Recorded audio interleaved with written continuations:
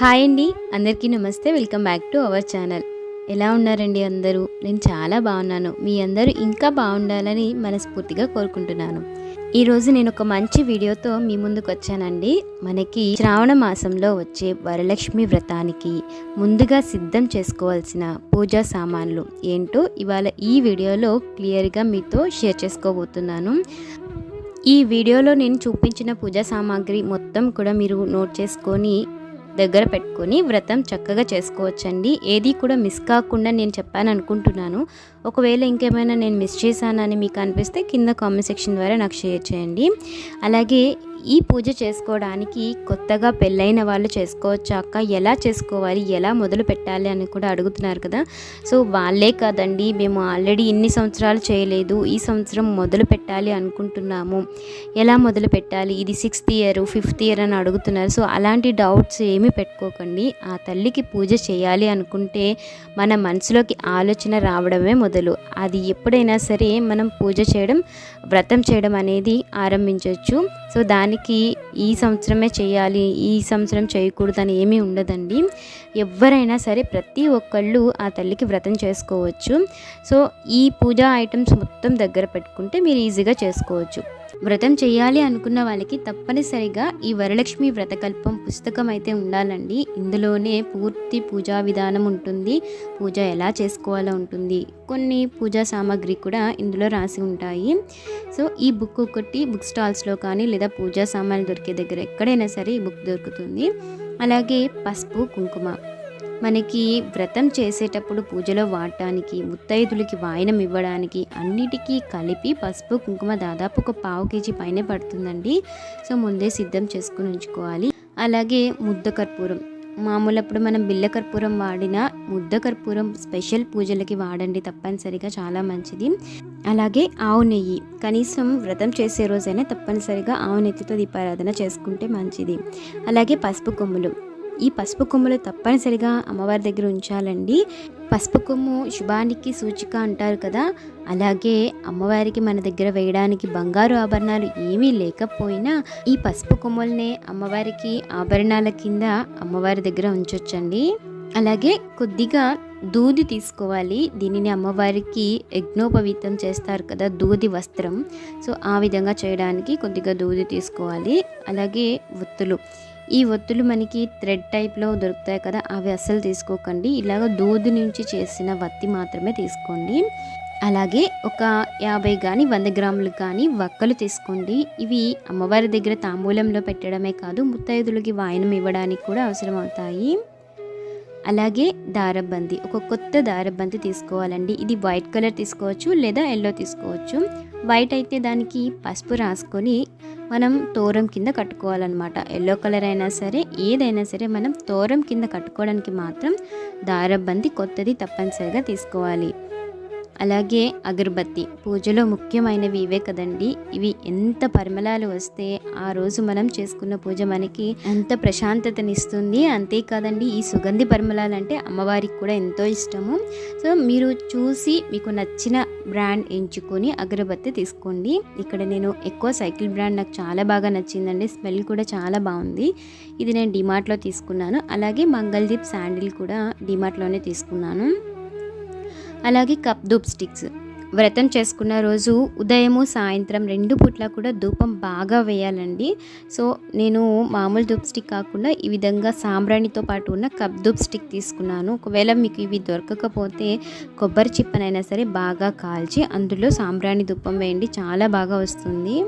అలాగే పూజలో గంధం తప్పనిసరి కదండి. మామూలు గంధం అయితే మనకి పొడిలాగా రాలిపోతుంది. అదే ఇలాంటి అష్టగంధం అయితే చాలా బాగుంటుందండి, అస్సలు పొడిలాగా రాలదు. ఇది ఎన్ని రోజులైనా మనం పెట్టిన తర్వాత అలానే ఉంటుంది. సో గంధం ఒకటి తీసుకోండి. ఇది కాకపోయినా మీకు ప్యూర్ గంధం ఎక్కడైనా ఆన్లైన్లో కానీ ఎక్కడైనా దొరికితే అది తీసుకోవచ్చు.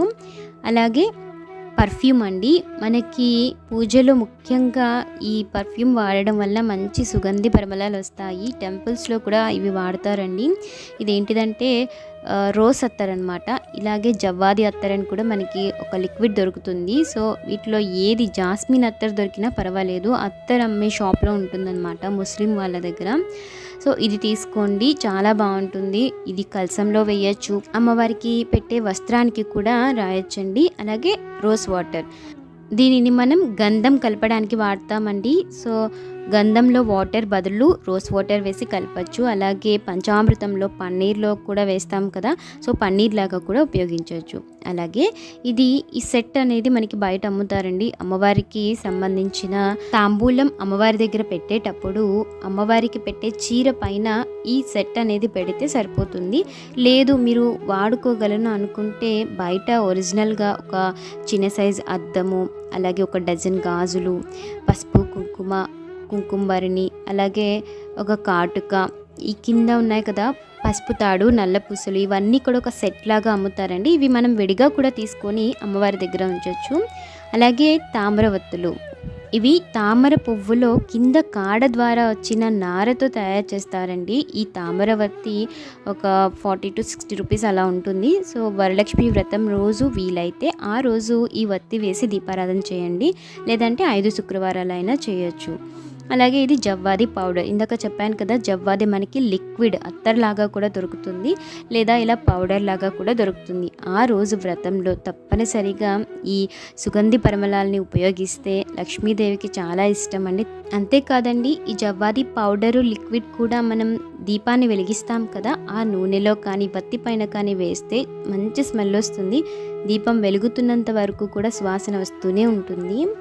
అలాగే అమ్మవారికి పెట్టడానికి గాజులు, అలాగే ముత్తైదులకి వాయనం ఇవ్వాలి అనుకున్న వాళ్ళు కూడా ఎంతమందికి ఇవ్వాలో అన్ని సెట్స్ తీసుకోవచ్చు, లేదంటే రెండు అయినా సరే ఇవ్వచ్చు. కానీ గాజుల్లో డార్క్ కలర్స్ అసలు తీసుకోకండి, బ్రౌన్ లాంటివి, రెడ్ గ్రీన్ అయితే చాలా మంచిది. అలాగే జాకెట్ ముక్కలు, ఇక్కడ నేను వైట్ ఎందుకు చూపిస్తున్నానంటే మనం కలసం పెట్టుకోవాలి అనుకుంటే కలసం కింద తప్పనిసరిగా పీఠం ఏర్పాటు చేసినప్పుడు దానిపైన వైట్ క్లాత్ వేయాలి. అలాగే రెడ్ కలర్ వచ్చేసి కలసం పైన వేయడానికి, కలసం పైన రెడ్ కానీ గ్రీన్ కానీ ఏదైనా సరే ఉపయోగించవచ్చు. అలాగే అమ్మవారికి విడిగా మనం వస్త్రం పెడతాం కదా చీర లాంటిది, ఆ చీర పైన కూడా విడిగా ఒక జాకెట్ ముక్క పెట్టుకోవాలండి.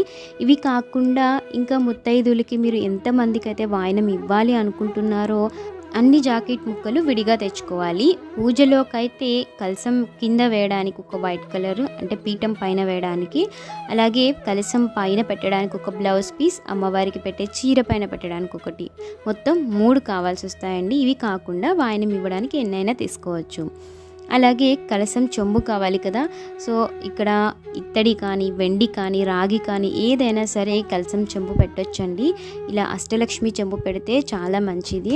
కలసం పెట్టుకోవాలి అనుకున్న వాళ్ళకి ఒకటి సరిపోతుందండి. ఎక్స్ట్రాగా అమ్మవారి ఫేస్ పెట్టి శారీ డ్రాపింగ్ చేయాలి అనుకుంటే ఇంకో కలసం చెంబు కూడా సిద్ధం చేసుకోవాలి. అలాగే కలసంలో వేయడానికి వెండి కానీ రాగి కానీ కాయిన్ తీసుకోవాలండి. ఇవి లేవు అనుకుంటే మామూలు 1 రూపీ కాయిన్ అయినా సరే వేయచ్చు.